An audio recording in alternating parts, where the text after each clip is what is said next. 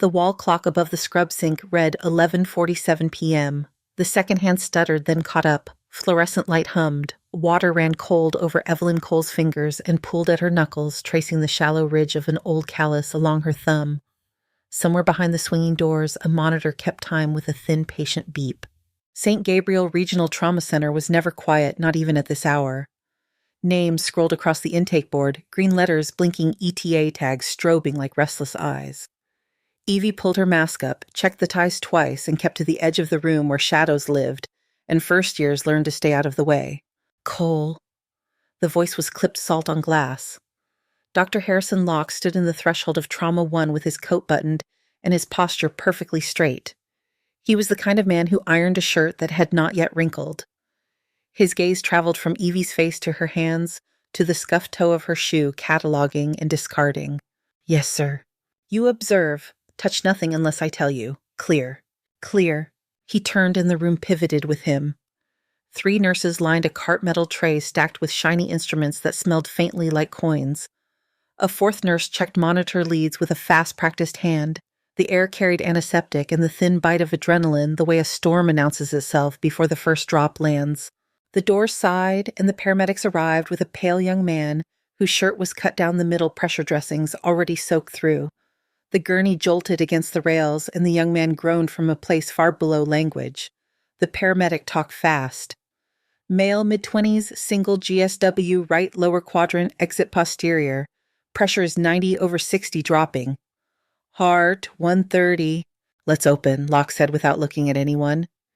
He snapped his gloves on every movement, unhurried in a way that made everyone else hurry. Scalpel. The belly opened.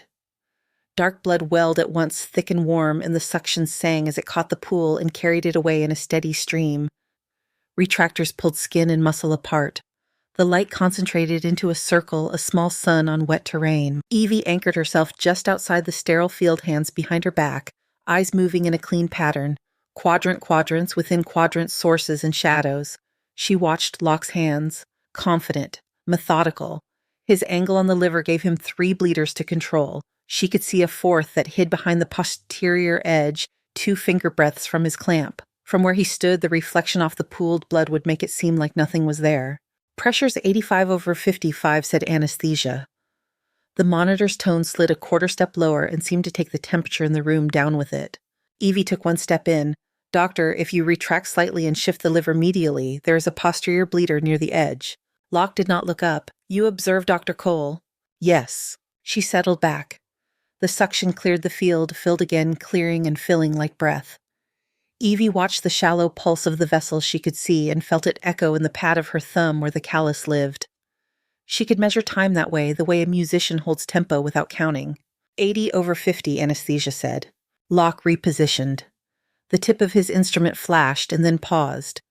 His clamp found purchase where there had been only shadow. The bleeding slowed to a stubborn ooze, then held. Pressure edged back up. 82/53. He closed in silence. Nurses moved like tides in and out, wiping, counting, handing, taking. Metal clicked. Tape whispered. When the gurney rolled away, the floor showed a constellation of red dots that led toward the door and then vanished. Locke stripped his gloves one hand, then the other, and gave Evie the kind of look that felt like a weight before it felt like a gaze. You were right, he said. Do not contradict me in my OR again. Clear, clear.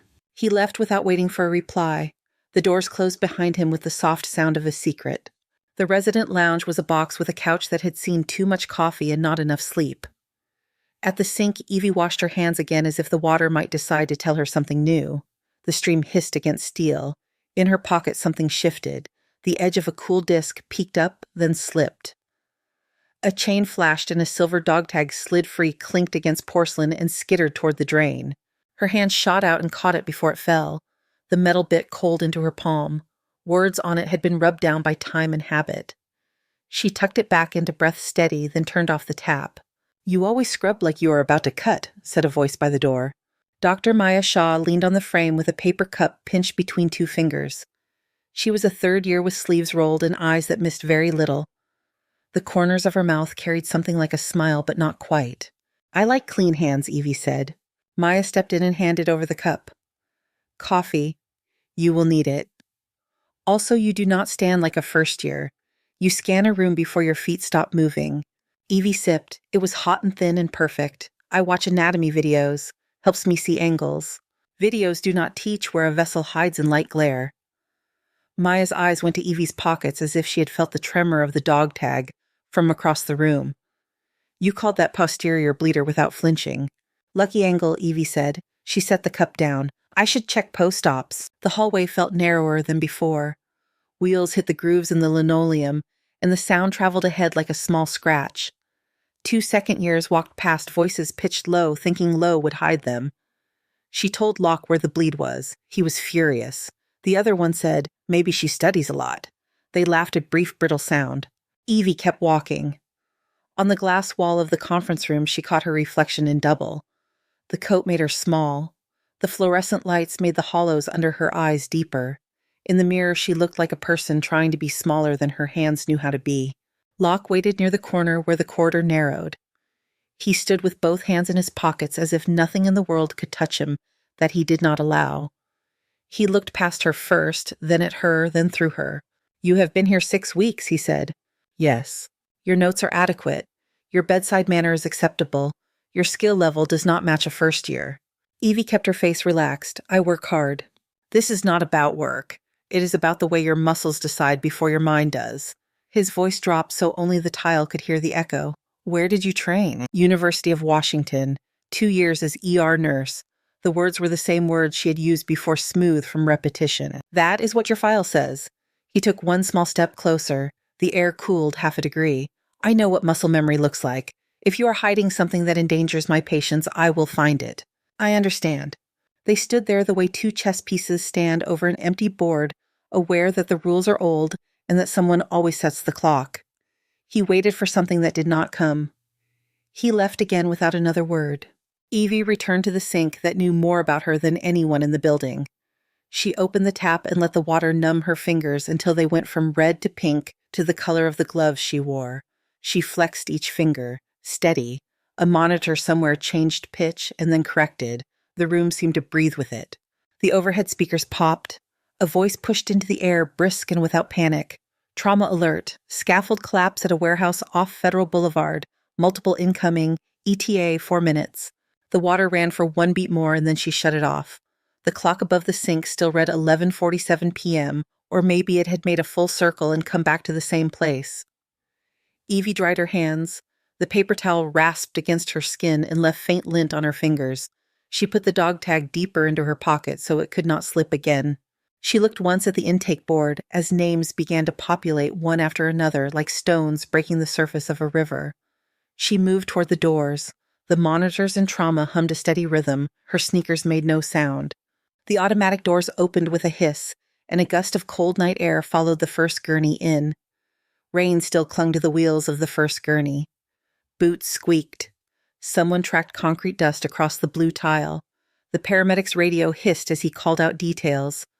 Warehouse on Federal, scaffold collapse, 2 trapped, 1 extricated with compromised airway, 1 with an open tibia and probable pelvic fracture. Dr. Luis Alvarez slid into place at the head of the bed and took the laryngoscope like he had been born with it. Evie kept to the side eyes, reading the patient in pieces. Lips gray at the edges. Neck veins full. The right hemithorax rose shallow and late. When the bag valve squeezed, the chest pushed back like a stuck door. Breath sounds left diminished. Right nearly absent, Evie said to the nurse on her left. Ruth Delgado badge clipped to a scrub top flecked with dried iodine pressed a stethoscope to the chest. She listened, then looked up. Her brows knit. I can barely hear the right. Pressure is dropping, said anesthesia. 87/54. Alvarez focused on the airway.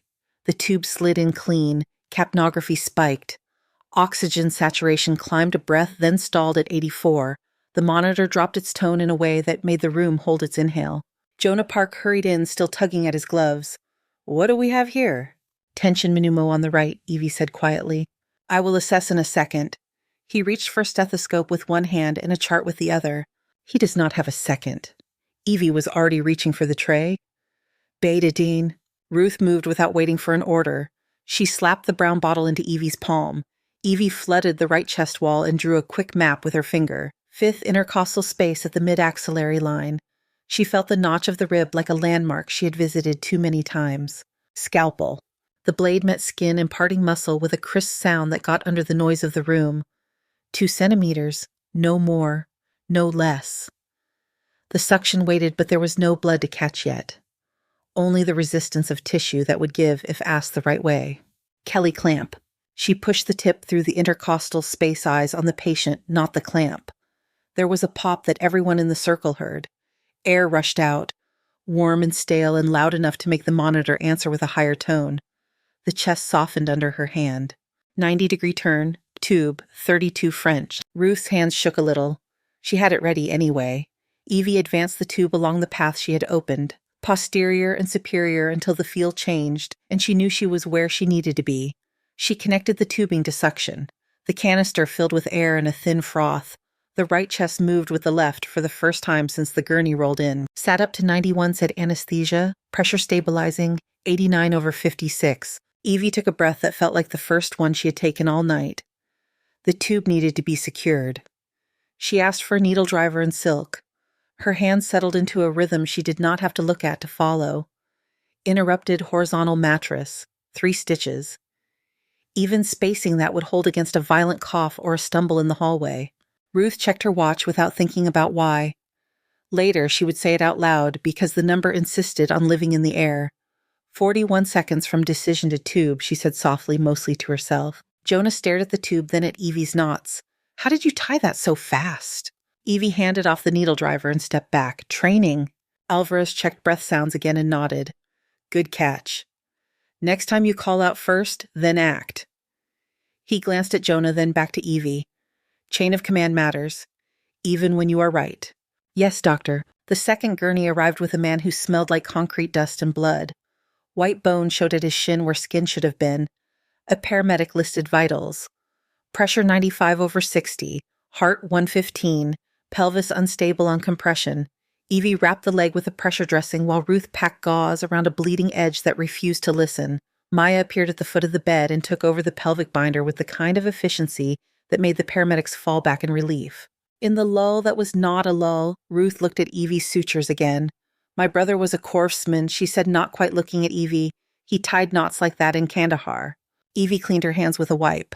The alcohol stung. I learned from an old video, she said. Ruth tipped her head as if she had heard the shape of the lie, not the word. Maybe so. They moved the first patient to radiology. The second headed to ortho. Evie rewound the tubing, wiped down the stand, and put the lid on a half-empty tray. She liked the small order of it, the way one thing would fit inside another until the clutter thinned. Maya drifted into the space beside her like a shadow that had decided to speak. 41 seconds, she said. I counted after Ruth said it. Even if she rounded, that was faster than most attendings on their best day. Evie kept her eyes on the tray. He needed it.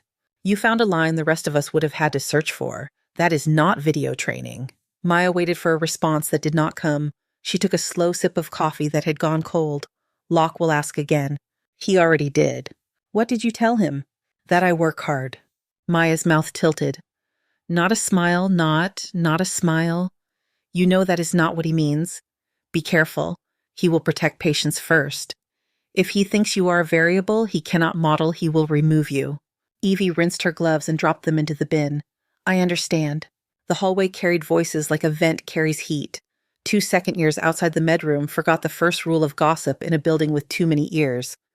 She placed a chest tube like she was tying her shoes. The other answered Locke is going to eat her alive if she keeps freelancing. Evie stepped past without looking their way. The scrub sink waited like a calm surface. She opened the tap and let the water go cold again. It beat at the knuckles where the callus lived. The sound at the edges of her hearing smoothed into the steady monitor tone that meant stable for now. Behind her soft steps, the air shifted before the reflection formed on the steel. Dr. Harrison Locke stood where her eyes would find him if she raised her head. His coat hung straight. His tie had not shifted an inch since the start of the shift.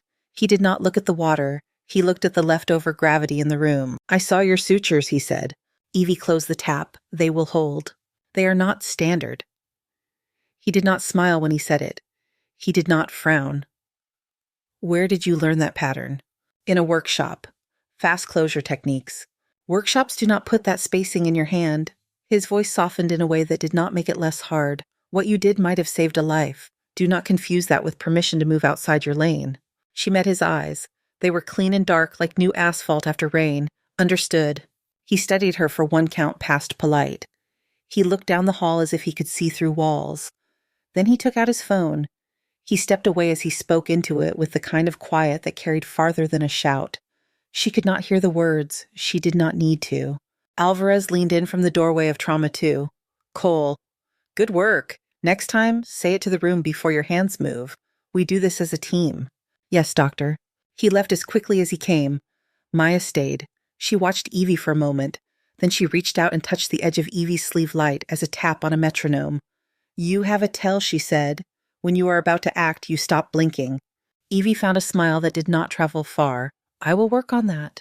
Do not, Maya said. Just make sure the right person hears you when you act. The overhead speakers cracked and took the room with them. The voice from dispatch had dropped the extra air. Mass casualty incident. Multi-vehicle collision on I-70 during hail. 9 patients incoming, 3 critical, all available surgical staff to trauma. A hush moved through the corridor and then broke. Shoes started again, carts clicked, gloves snapped. Evie slid her hands into a fresh pair and felt the powder stick to her skin before the nitrile warmed. The clock above the sink said a time she had already seen and would see again. She tucked her hand into her coat pocket for a heartbeat and touched cool metal. The dog tag sat quiet against her palm. Back in the bay, the lights looked brighter. The air smelled like rain that had come inside. Ruth rolled a crash cart into place. Maya tied her hair higher. Locke stood in the center and began to assign teams. Evie moved to the edge where the rhythm was easiest to hear. The first siren reached them as a thin line and then became a body as the doors opened. The doors parted and cold night air rode in with the first siren. Hail clung to jackets. The gurney wheels left a wet track that turned the floor into a map of small rivers. Dr. Harrison Locke stood at the pivot, voice steady and precise. He pointed and people became teams. 3 critical, he said. Team 1 with Maya take Bay 1. Team 2 with Alvarez Bay. 2. Park, if you are not scrubbed into ortho by now, you will be in Bay 4. Cole, you are with Alvarez. Assist. Yes, sir. Evie moved to Bay 2. A woman lay there, early 40s, abdomen taut and tender skin waxy under the light. Dr. Luis Alvarez read the belly the way a mechanic reads an engine. Probable liver lack, he said. Vitals are soft. We need a second line. Cole, give me a 16 gauge. Evie placed it fast. Blood hit the bag and warmed the line. She secured the tape and then felt the pull in the air that meant another gurney had entered the room. The sound of the wheels was heavier, the breath inside it wrong. She lifted her eyes. A young man rolled past the open door of Bay 2 with a length of steel rebar thrust in through his right chest. The metal was rust-colored and wet. His lips had gone the gray of used rainwater. His neck veins swelled with each shallow breath. The monitor clipped to the gurney showed a pressure that was sliding and a heart that was running out of road. Who is on that? Alvarez said. Ruth Delgado answered from the hall. Martinez is in surgery. Park is scrubbed into ortho. No attending free. Evie felt the temperature shift around her skin. The woman in Bay 2 groaned, but her pressure held a thin line. The man on the gurney would not hold anything for more than a handful of minutes. The decisions stacked themselves like instruments on a tray. Cole Alvarez said, "We move this patient to the OR now." Evie looked at the woman's vitals and then at the man's chest as he passed the threshold to Bay 3. The rebar had entered low and tracked back toward the heart. The pattern told a story even before imaging could. Tamponade. Maybe. Probably. Almost certainly. Dr. Evie said, her voice even. He is losing the window. Your patient is here, Alvarez said. I will get him back into 1, she said. She stepped out of Bay 2. Bay 3, she called. I need a thoracotomy tray. Rib spreaders. Internal paddles on standby. 4 units of O negative. Now. People looked at Locke. Locke was in Bay 1 with Maya. He did not look up. Ruth did not wait for him to. You heard her, she said. Move. They moved. The gurney locked into the bed with a click.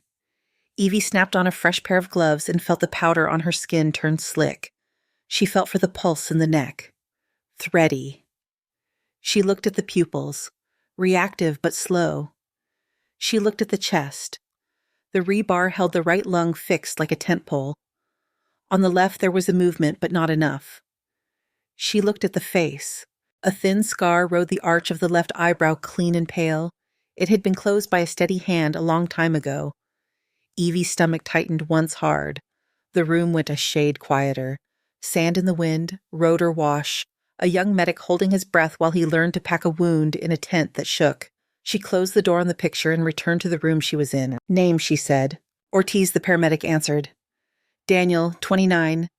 Found under the collapsed frame. Rebar through the chest. Pressure is 68/42. Scalpel. Ruth placed it in her palm. Evie painted the chest with betadine. The color looked like a bruise spreading. She set her left hand along the ribs and found the fifth intercostal space. She cut from the sternum toward the axilla in one clean line. Muscle parted. The smell shifted. Warm iron and old pennies. Rib spreader. Metal teeth met bone. The crank turned.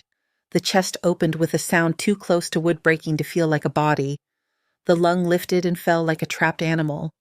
The pericardium swelled dark and tight. The heart inside it looked like a fist clenched too hard for too long. Pick up and scissors. She lifted the pericardium and cut a small window. Blood surged out in a slow, heavy pour and filled the cavity. It was dark and thick and patient. The monitor answered with a higher tone as the heart pushed against less weight and found room to move. Pressure ticked up a little, 72/48. Evie slipped 2 fingers under the pericardium and felt the surface of the heart. Warm, slick, alive. The beat tugged at her fingertips. There was a place on the right ventricle where the wall leaked with each contraction a small spurt that looked harmless until a minute later when it would not be. 3-O-proline and a pledget, she said. Small needle. Ruth had it ready before the sentence finished. Evie laid the pledget across the wound and placed the first stitch. The needle found purchase and came back through precise and shallow. She tied the knot without looking at the knot. Her eyes stayed on the pulse under her fingers. Second stitch, third. The leak slowed and then held. The beat steadied against her skin. Pressure is 84/50, anesthesia said a little reverent around the edges. Evie drew a breath and felt the air in it. She looked up to find Ruth's eyes on her. Ruth's voice was a whisper meant for both of them. You have done this before. Enough, Evie said. A shadow filled the doorway and did not move.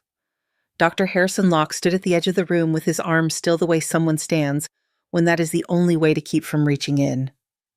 He looked at the open chest and then at Evie's hands inside it. His face gave nothing away. His eyes gave everything away.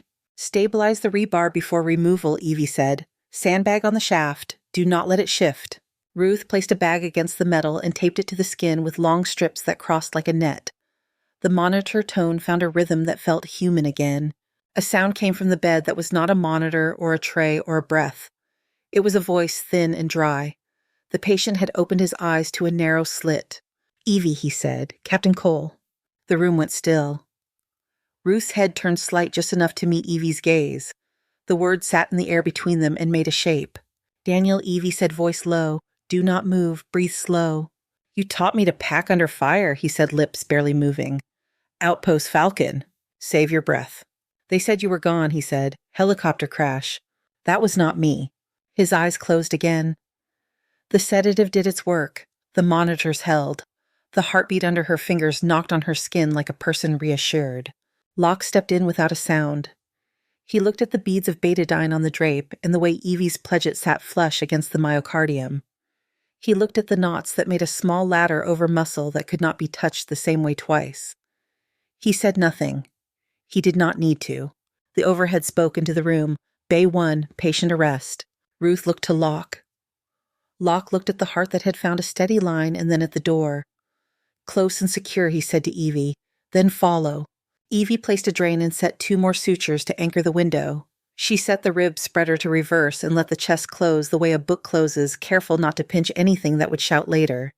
She tied the skin and left a space they could reopen if they had to. She taped the sandbag again for good measure. Move him to OR, Locke said. Ortho will help stabilize the rebar for removal. Ruth ride with him. Ruth nodded. Yes, doctor. Evie peeled off her gloves and reached for a new pair on the run. The hallway was a narrow river of motion. Bay 1 was already crowded. A middle-aged woman lay open with her sternum cracked and spread. The nurse at the head of the table had both hands inside the chest performing internal compressions.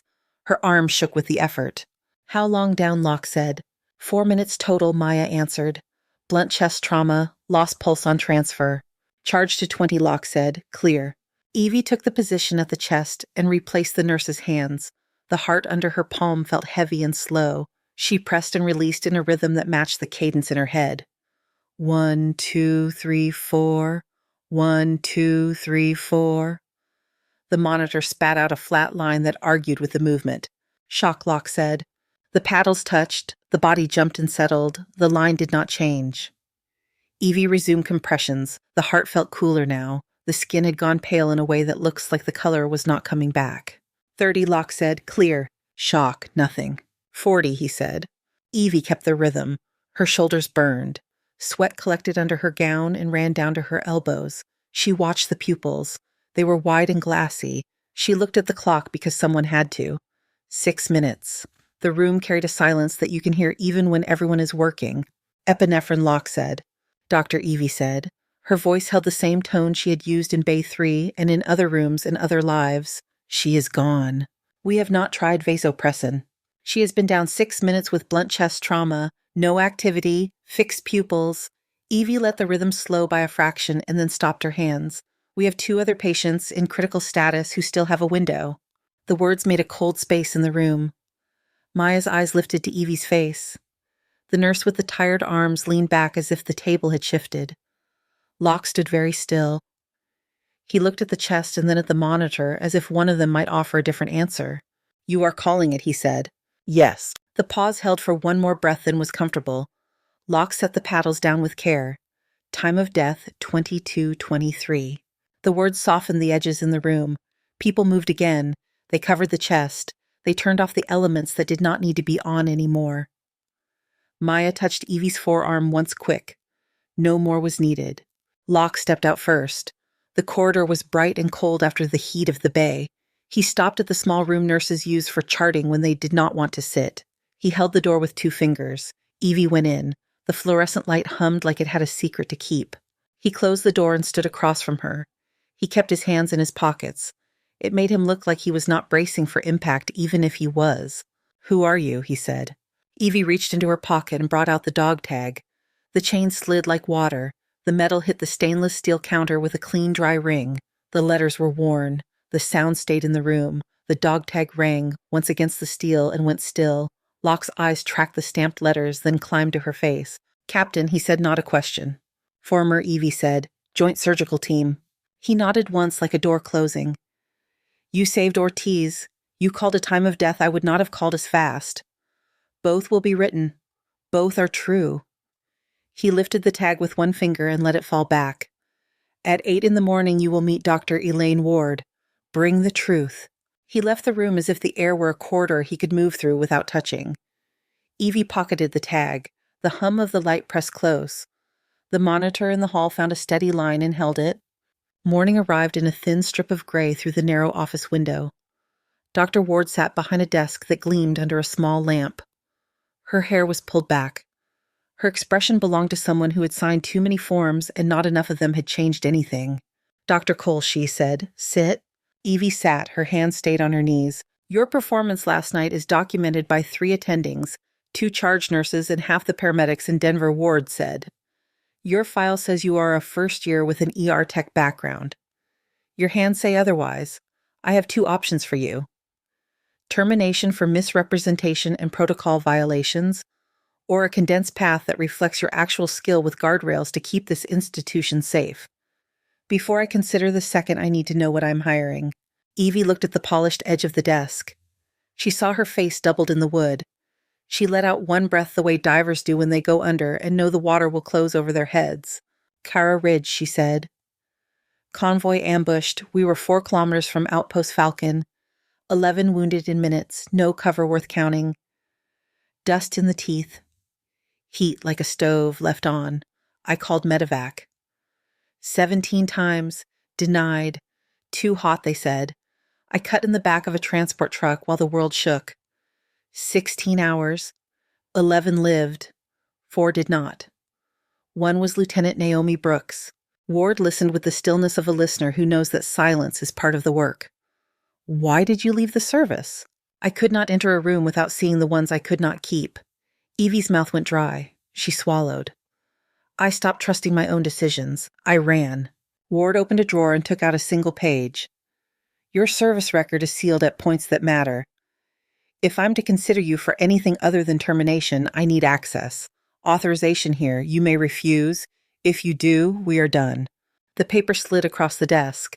The pen followed balanced exactly along the line where names go. The fluorescent hum seemed to step nearer. Evie looked at the line. She thought of a tent lit from within like a lantern. She thought of Naomi's hand on her shoulder the day before Cara Ridge, when the radio was quiet and the sun had not burned through. She signed. Ward took the page. I will call when I have answers, she said. Go home. Or stay near. Your choice.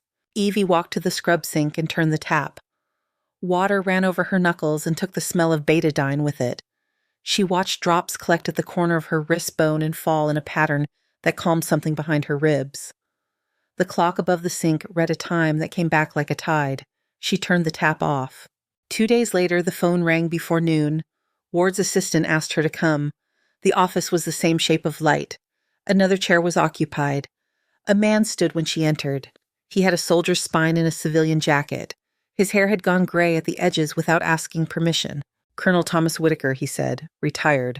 Former chief of surgery Landstuhl, board member here. Evie nodded. Sir. He took his seat and set a folder on his knee. Ward folded her hands on the desk. I reviewed the sealed report from Cara Ridge, Whitaker said. I also reviewed 3 additional incidents linked to the same command. Delayed medevac requests, denials to avoid footage of helicopters under fire. Your testimony initiated the investigation that revealed a pattern.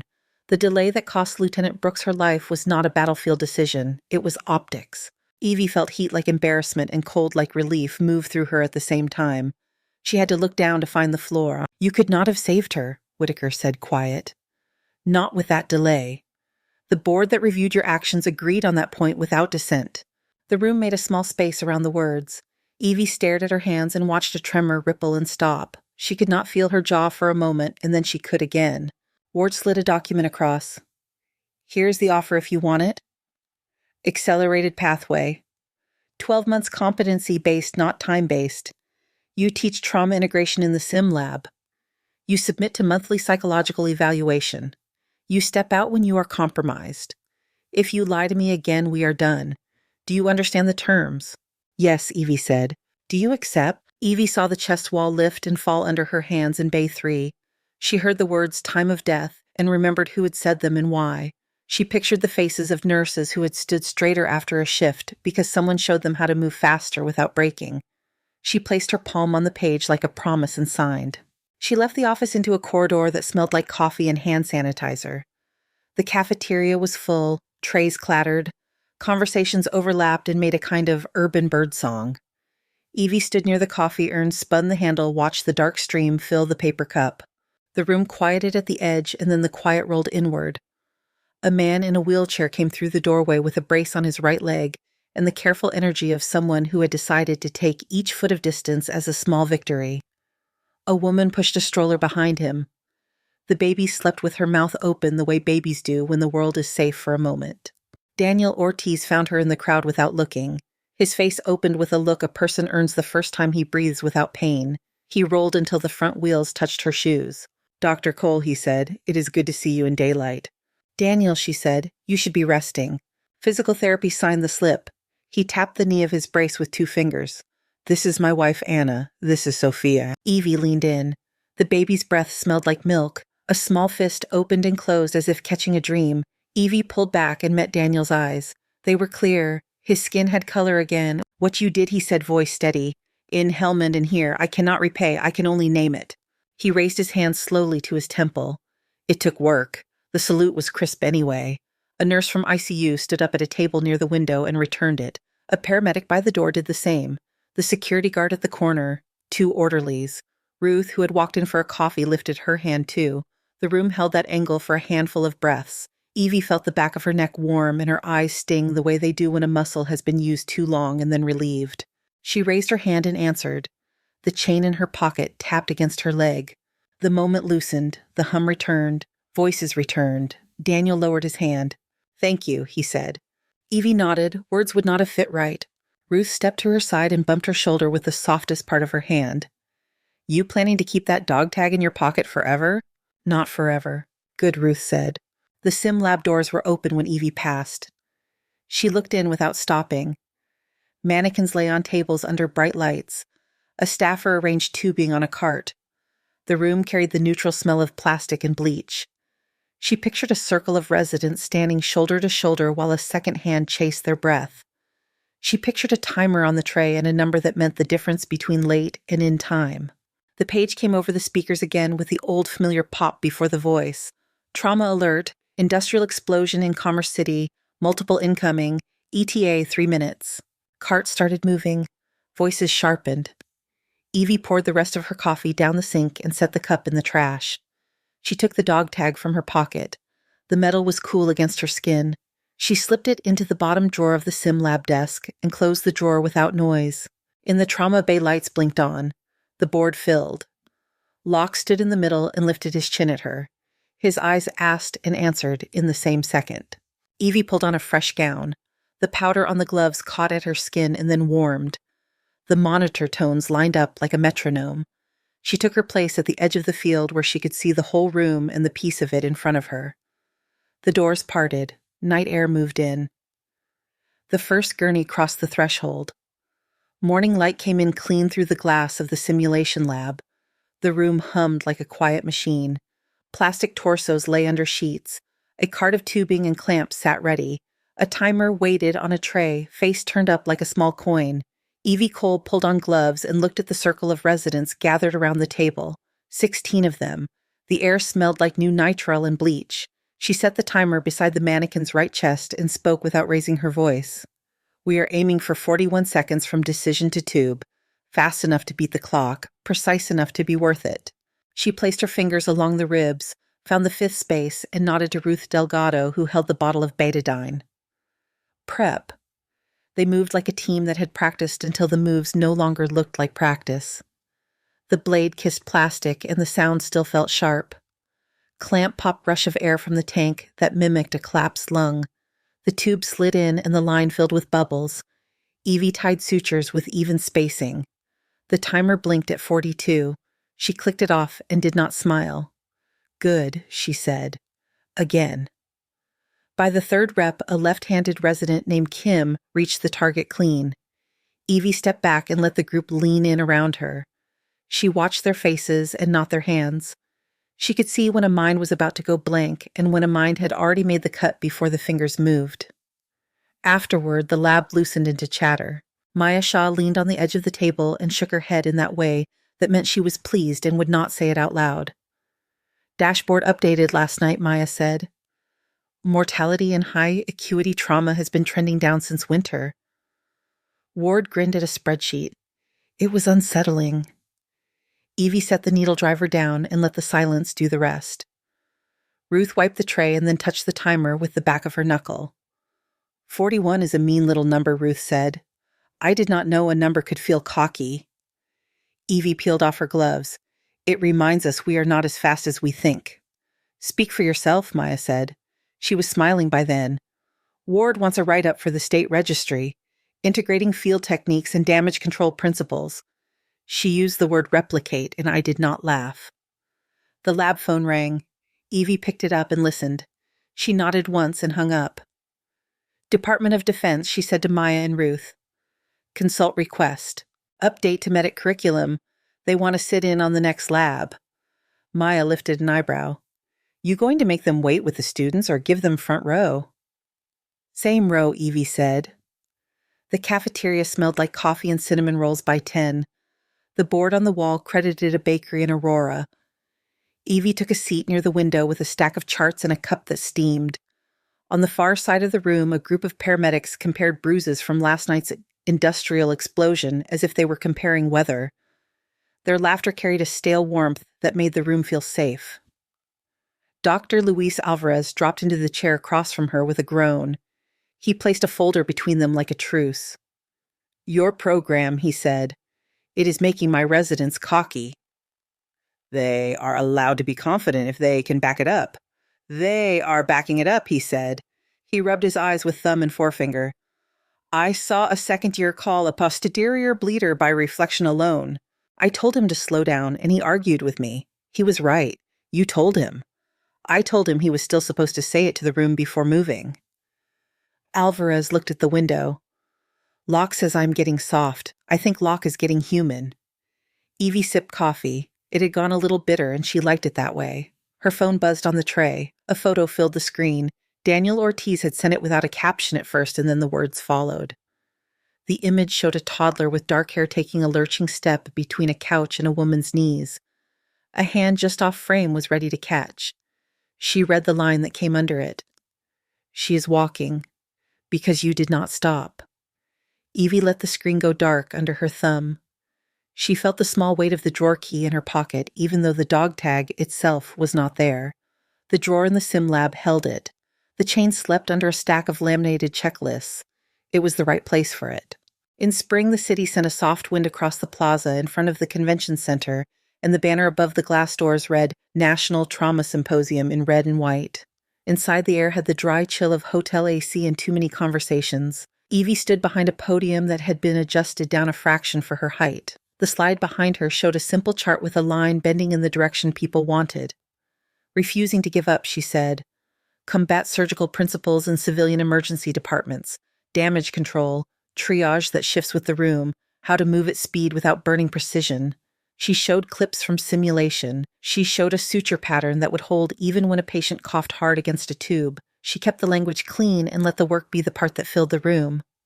The applause at the end was a steady wall of sound that did not feel like an answer, just a fact. People lined up with questions. Some asked about kits. Some about staffing. Some just said thank you in a way that made their voices slow. When the line thinned, a young woman in a navy blazer waited at the edge. She did not speak until the empty space around them felt private. I am an intern, she said, voice careful. University Hospital, I am prior Air Force. I have been leaving that line off. I thought it would make people see me as less of a physician. Evie looked at her face and saw the work it took to say each word. Does it make you less of a physician? No. Then stop leaving it off, Evie said. She kept her tone light. Put it back on and let them ask you what you know that they do not. The intern nodded and pushed air out in a way that reminded Evie of the moment a chest tube starts drawing. Thank you, she said. I did not know if I belonged. You belong where you stand, Evie said. Take the hardest corner of the room and make it yours. The intern smiled small and real. She stepped aside and Evie packed up the laptop and the cable and the clicker that never clicked at the right time.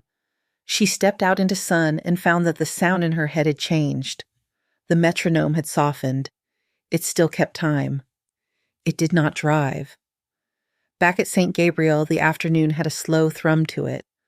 The hallway smelled like citrus cleaner and starch from laundered gowns. Evie walked past the sim lab and paused with her fingers on the drawer pull. She opened it a few inches and saw the silver disc nested where she left it. The chain had settled into a loose circle. She closed the drawer softly and turned toward the scrub sink. Water ran. It broke over her knuckles and fell clean into the basin. The sound carried up into the bones of her wrists and eased out the places that held tension without telling her. She turned off the tap and used one paper towel. The clock on the wall held steady at 11:47 because a second hand can be on the move and still look like it is standing still if you catch it at the right moment. The overhead speakers clicked. The voice spoke with no extra words. Trauma alert. MVC on Spear. 2 incoming. 1 critical. Carts moved. Doors opened. The air shifted the way it does when velocity enters a room. Evie pulled on gloves, felt the powder catch, then melt with skin heat. She stepped into place at the edge of the field where she could see the arc and the point. Monitors brought their tones into a single line. The automatic doors sighed. Night air came in around the tires. The first gurney crossed the threshold and brought the work with it. Thank you so much for listening to today's story. If this story resonated with you or made you reflect, I'd love to hear your thoughts, so feel free to share them in the comments below. And don't forget to like, subscribe, and hit the notification bell so you won't miss the next story.